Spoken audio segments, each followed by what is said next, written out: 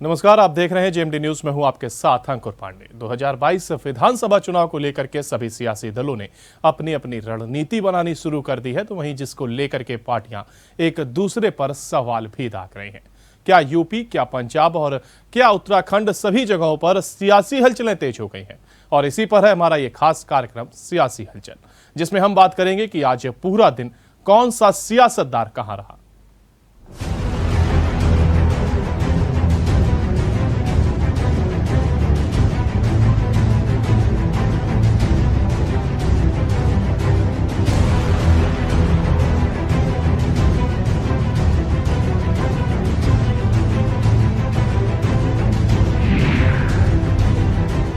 बढ़ते हैं पहली खबर की ओर। मुख्यमंत्री योगी आदित्यनाथ और केंद्रीय गृह मंत्री अमित शाह ने राज्य विश्वविद्यालय का शिलान्यास किया है। इस दौरान आयोजित जनसभा को मुख्यमंत्री ने संबोधित किया।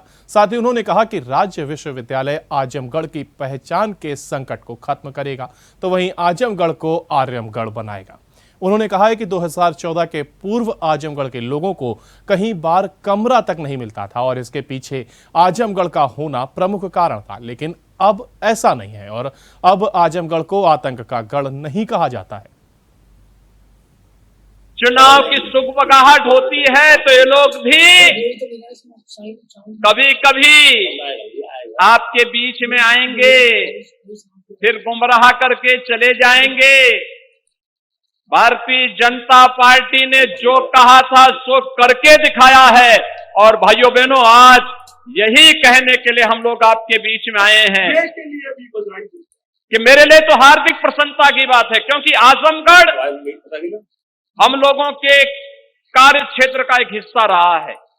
आप याद करिए, 2007 में यही आजमगढ़ में मुझ पर हमला हुआ था और तब मैं यहां पर आया था। तब हम लोग आए थे यहां पर, उस समय सिबली नेशनल कॉलेज में अजीत राय की इसलिए हत्या हो जाती थी क्योंकि वो अखिल भारतीय विद्यार्थी परिषद का कार्यकर्ता था और उसने वंदे मातरम के लिए कहा था कि वंदे मातरम का गायन गणतंत्र दिवस पे होना चाहिए। लेकिन भाइयों बहनों, कॉलेज परिसर में ही प्रिंसिपल कार्यालय के पास ही उनकी हत्या हो जाती है और 1 महीने तक एफआईआर तक दर्ज नहीं होती। आज क्या किसी की हिम्मत है कि संग से कोई सरेआम हत्या कर ले? आज कोई गुंडा किसी राह चलती हुई बेटी और बहन को छेड़ने का दुस्साहस कर पाएगा? अगर कोई करेगा तो उसे मालूम है कि दुर्योधन और दुशासन के क्या हाल हुए थे। और भाइयों बहनों, आज यही हम सब कहने के लिए आए हैं। विकास का हो, सुरक्षा का हो, गरीब कल्याण का हो। कोरोना कालखंड में कितना अभूतपूर्व कार्य प्रधानमंत्री मोदी जी के नेतृत्व में इस देश ने किया। सर्वाधिक प्रवासी कामगार और श्रमिक आजमगढ़ जनपद में भी आने वाले हैं। वे सभी यहां पर आए थे। 1 लाख से अधिक संख्या आपके जनपद में आई थी, लेकिन उन सबको सुरक्षित घरों तक पहुंचाना, भारतीय रेल ने फ्री में उनको यहां पर पहुंचाने की व्यवस्था करना, उत्तर प्रदेश परिवहन निगम से उन्हें पहुंचाने की व्यवस्था करना, उनकी फ्री में जांच, सभी लोगों के लिए फ्री में उपचार। गृह मंत्री अमित शाह और उत्तर प्रदेश के मुख्यमंत्री योगी आदित्यनाथ ने आजमगढ़ के स्टेट यूनिवर्सिटी की आधारशिला रखी।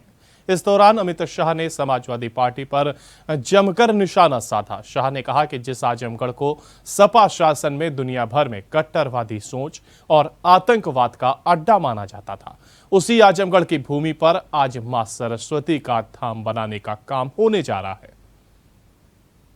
यहां पर एक नई यूनिवर्सिटी की स्थापना हो रही है।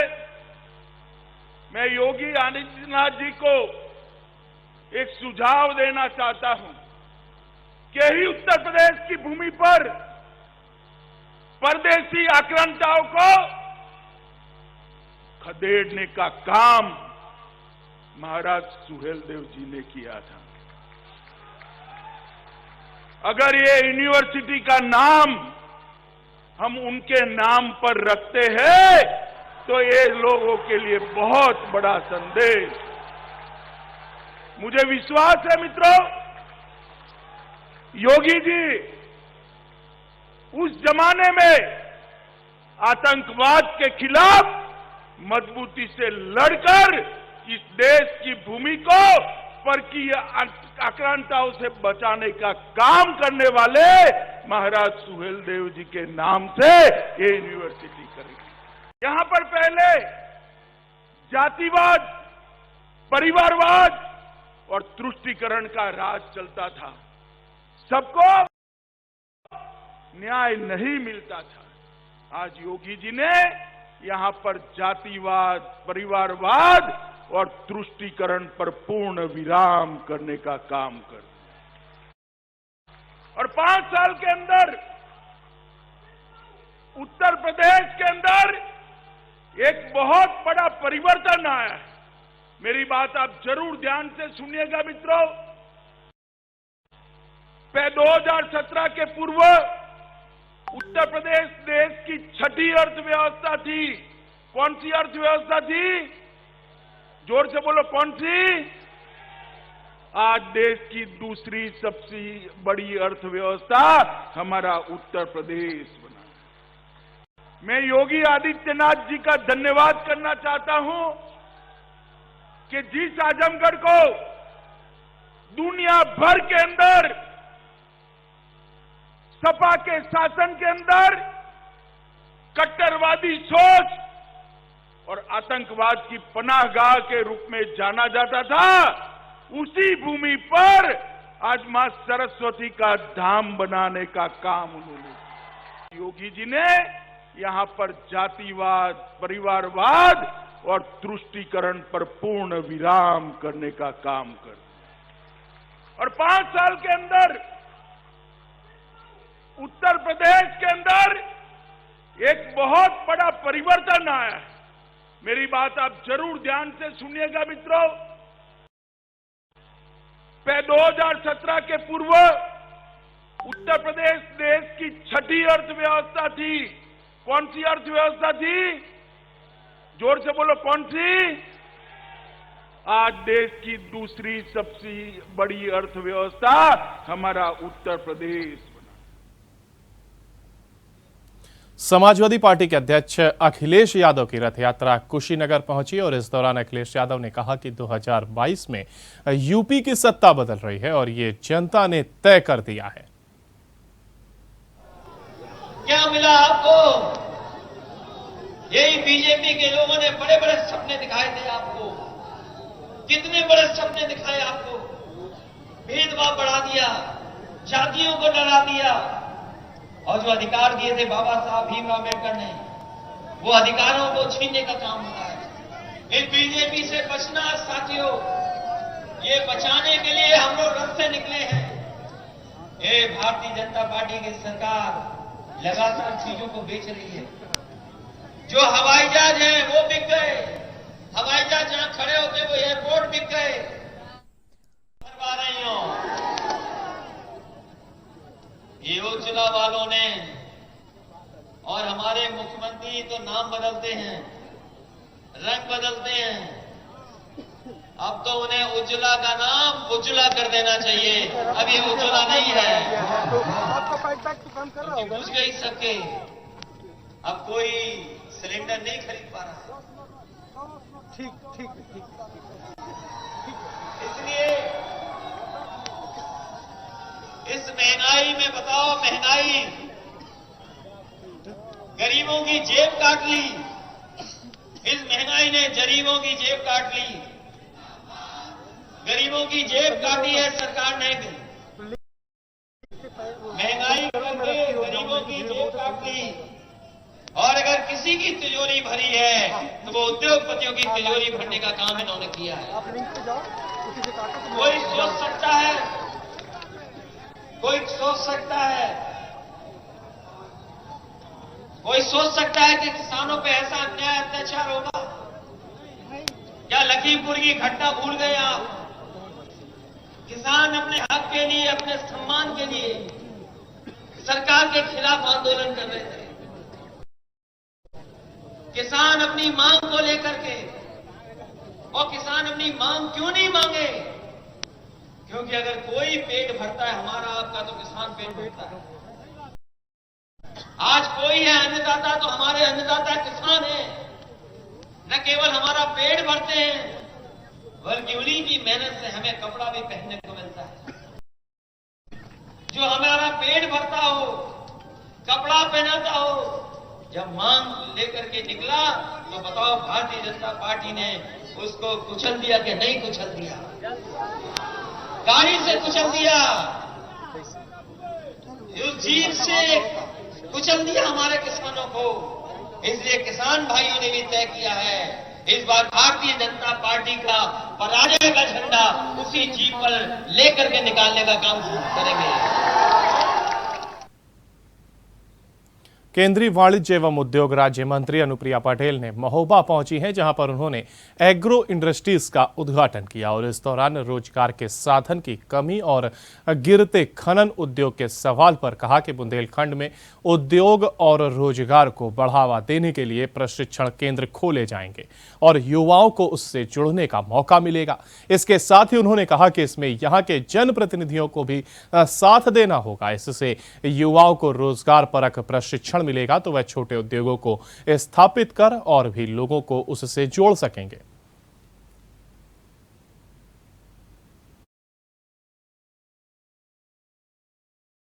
भारत सरकार का वाणिज्य और उद्योग मंत्रालय पूरी तरीके से प्रयासरत है कि हम अपने एक्सपोर्ट टारगेट को, जो इस वर्ष 2021-22 के लिए $400 बिलियन का मर्चेंडाइज एक्सपोर्ट टारगेट रखा गया है, उसके लिए हम ज़्यादा से ज़्यादा अपने एक्सपोर्ट से जुड़े हुए जो यूनिट्स हैं, जो इंडस्ट्री बॉडीज़ हैं, उनको सहयोग करें। और मुझे खुशी है कि इस $400 बिलियन के एक्सपोर्ट टारगेट को प्राप्त करने में आपने एक बहुत महत्वपूर्ण कदम उठाया है। यहाँ पे बालाजी एग्रो इंडस्ट्रीज़ के माध्यम से एक बड़े 50 करोड़ के लगभग का जो निर्यात का लक्ष्य है मूंगफली दाना का, वो यहाँ से रखा गया है। हिंदुओं के खिलाफ अभद्र बयान को लेकर के कांग्रेसी नेताओं पर भाजपा के फायर ब्रांड नेता विनय कटियार भड़क उठे हैं। कांग्रेस नेता सलमान खुर्शीद और राशिद अल्वी के बयान को लेकर के विनय कटियार ने कांग्रेस पर निशाना साधा है और विनय कटियार ने सलमान खुर्शीद को पागल बताया तो वहीं राशिद अल्वी को संस्कार विहीन। विनय कटियार ने कहा कि सलमान खुर्शीद पागल हो गए हैं, सत्ता मिल नहीं रही इसलिए कांग्रेसी पागल हो गए हैं। कुछ उनके साथी बाराती भी हैं और वह भी पागल हो गए हैं। इन लोगों को अस्पताल में जाने की जरूरत है।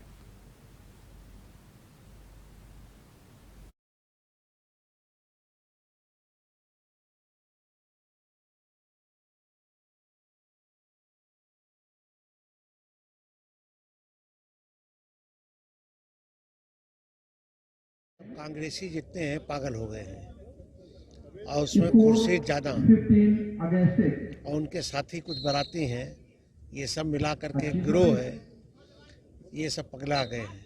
इनको किसी न किसी अस्पताल में जाने की जरूरत है। अब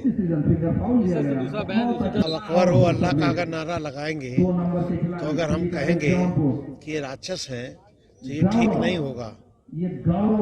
ये जो भी अपनी अच्छी सर्विस से हमारे लोग महापुरुष हैं, मुसलमानों में भी जो महापुरुष हैं उन सबका आदर करना चाहिए।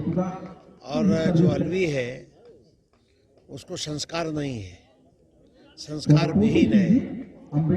संस्कार विहीन लोगों को उनको भगवान ही समझाएगा और कोई नहीं समझाएगा, या जनता समझा देगी।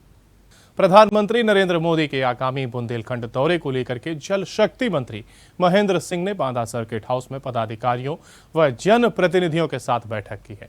वहीं जल शक्ति मंत्री ने पत्रकारों से वार्ता में कहा है कि योगी जी ने सरकार बनने के बाद सबसे पहले 86 लाख किसानों की कर्ज माफी की, 34,000 करोड़ की किसानों की कर्ज माफी की गई।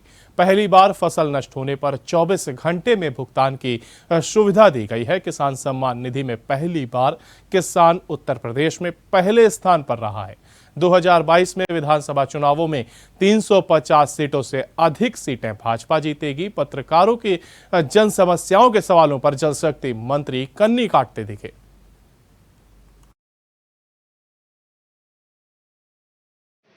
किसानों के लिए अगर किसी का फसल नष्ट होती तो 24 घंटे के अंदर मेड़ पे खड़े होकर के उसका भुगतान देने की व्यवस्था सुनिश्चित की गई।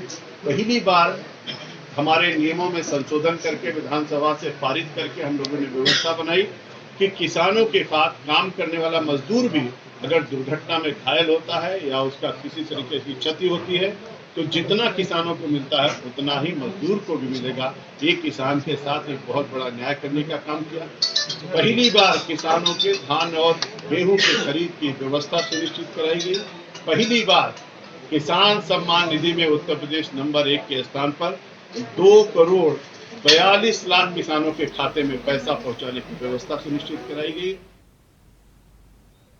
केंद्रीय मंत्री अनुप्रिया पटेल विजय संकल्प रैली को संबोधित करने बांदा के नरैनी पहुंची, जहां नरैनी विकास खंड में केंद्रीय मंत्री ने जनसभा को संबोधित किया और अखिलेश यादव के जिन्ना को दिए बयान पर कहा कि जिन्ना की तुलना गांधी व पटेल से करना गलत है। जिन्ना 2 नेशन थ्योरी के जनक थे। सरदार पटेल ने अखंड भारत बनाया। वहीं कंगना रनौत ने दिए बयान पर उन्होंने कहा है कि सबको इतिहास पढ़ना चाहिए। देश 15 अगस्त 1947 को आजाद हुआ था। वहीं जनसभा में मौजूद भीड़ को संबोधित करते हुए अनुप्रिया पटेल बोली कि लोकतंत्र में संख्या ही ताकत है।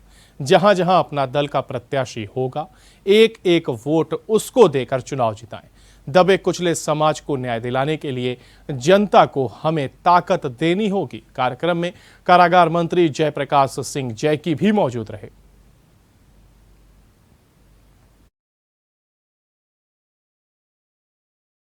विजय संकल्प रैली के माध्यम से हम जनपद बांदा की जनता से यह आह्वान करने आए हैं कि अपना दल के संगठन को और मजबूत बनाने के लिए अपना योगदान दें और जहां भी अपना दल के प्रत्याशी खड़े हो, आने वाले चुनाव 2022 में जनता मजबूती के साथ उनका साथ दे और उन्हें विजयी बनाकर उत्तर प्रदेश की विधानसभा में भेजे। भारत 15 अगस्त सन 1947 को आजाद हुआ। लेकिन उन्होंने कहा कि वो भीख में मिला हुआ हमको, आजादी भीख में मिली। उन्होंने कहा कि आजादी भीख में मिली। इतिहास पढ़ना चाहिए लोगों को, टिप्पणी करने से तो गलत बोला उन्होंने। इतिहास पढ़ना चाहिए हम सबको। इतना इतिहास सबने पढ़ा है, स्कूल में पढ़ते हैं। इतिहास में अखिलेश यादव जिन्ना को कहते हैं, क्या कहना है? मैं इतना ही कहना चाहती हूँ कि गांधी या पटेल जैसे राष्ट्रवादी नेताओं की तुलना कभी भी ऐसे व्यक्ति से नहीं करनी चाहिए जो 2 नेशन थ्योरी के जनक है। उन्नाव में कानपुर से गंगा बैराज के रास्ते जिले की सीमा में प्रवेश करने के साथ प्राचीन माता अन्नपूर्णा की मूर्ति का पुष्प वर्षा कर जोरदार स्वागत किया गया। जिलाधिकारी समेत विधायक व हिंदू संगठन के साथ ही हजारों की संख्या में मौजूद श्रद्धालुओं में मूर्ति की एक झलक पाने के साथ प्रसाद लेने की होड़ लगी रही। गंगा बैराज से उन्नाव शहर में पहुंचते ही आतिशबाजी शंखनाद के साथ चला पुष्प वर्षा का क्रम उन्नाव की सीमा समाप्त होने तक अनवरत चलता रहा। रथ यात्रा के साथ चल रहे प्रदेश के कानून व ग्रामीण अभियंत्रण विभाग मंत्री ब्रजेश पाठक ने बताया कि काशी विश्वनाथ के मंदिर से यह प्राचीन मूर्ति 107 वर्ष पूर्व चोरी हुई थी, जो कनाडा के एक विश्वविद्यालय में रखी थी। प्रधानमंत्री नरेंद्र मोदी के अथक प्रयास से यह वापस लाई गई है, जिसको काशी विश्वनाथ मंदिर में पुनः स्थापित किया जाएगा। रथ यात्रा लगभग 19 जिलों से होते हुए वाराणसी पहुंचेगी।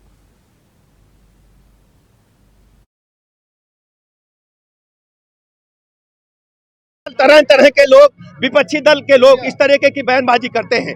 जिनके हिंदू धर्म में आस्था है वो जानते हैं कि किस प्रकार अथक प्रयास करके हिंदुस्तान के प्रधानमंत्री आदरणीय नरेंद्र मोदी जी ने इस मूर्ति को लाने का काम किया है। इस मूर्ति के आने से भारतवर्ष की प्रतिष्ठा बढ़ी है, हिंदू धर्म की प्रतिष्ठा बढ़ी है, उत्तर प्रदेश की प्रतिष्ठा बढ़ी है, बनारस की प्रतिष्ठा बढ़ी है। जो मूर्ति माता अन्नपूर्णा देवी जी की चोरी करके 107 साल पूर्व ले जाई गई थी, ये बहुत बड़ा ऐतिहासिक काम आदरणीय प्रधानमंत्री नरेंद्र मोदी जी ने किया है। मैं उत्तर प्रदेश के लोगों की तरफ से, मैं उत्तर प्रदेश के करोड़ों लोगों की तरफ से आदरणीय प्रधानमंत्री जी का हृदय से आभार प्रकट करता हूं, अभिनंदन करता हूं कि माता अन्नपूर्णा देवी का आशीर्वाद दिलाने का काम उन्होंने हम सबको किया। और ये मूर्ति जहां जहां से गुजर रही है, लाखों की संख्या में लोग घरों से निकल करके माताएं, बहनें, बूढ़े, बच्चे, जवान माता का आशीर्वाद ले रहे हैं। मैं माता के चरणों में विनती करके प्रार्थना करता हूं कि सबके घरों का कष्टों का नाश करें माता।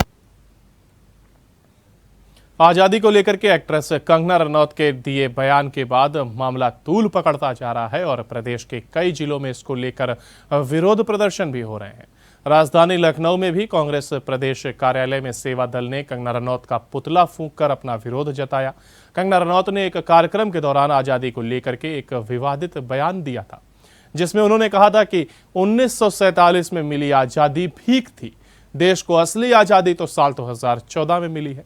इस बयान के बाद से कंगना का जगह जगह विरोध हो रहा है। बता दें कि हाल ही में कंगना को राष्ट्रपति द्वारा पद्मश्री पुरस्कार से भी नवाजा गया है।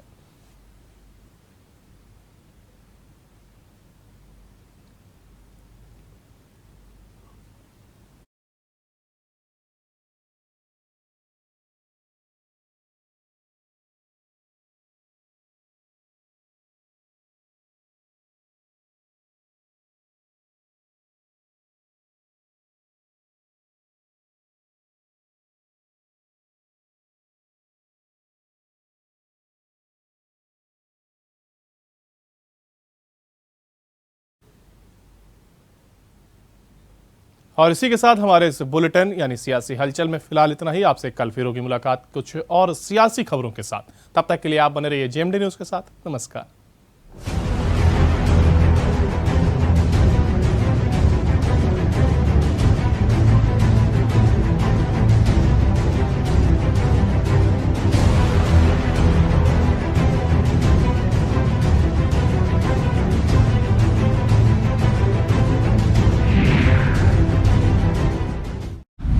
अगर आपको हमारा वीडियो पसंद आया हो तो हमें लाइक करें, सब्सक्राइब करें और ज्यादा से ज्यादा शेयर करें। और हाँ, बेल आइकॉन दबाना ना भूलें ताकि हर खबर का अपडेट आप तक पहुंचे तुरंत। आप हमें इंस्टा, ट्विटर और फेसबुक पर भी फॉलो कर सकते हैं। हमारी आईडी है @JMD News Flash।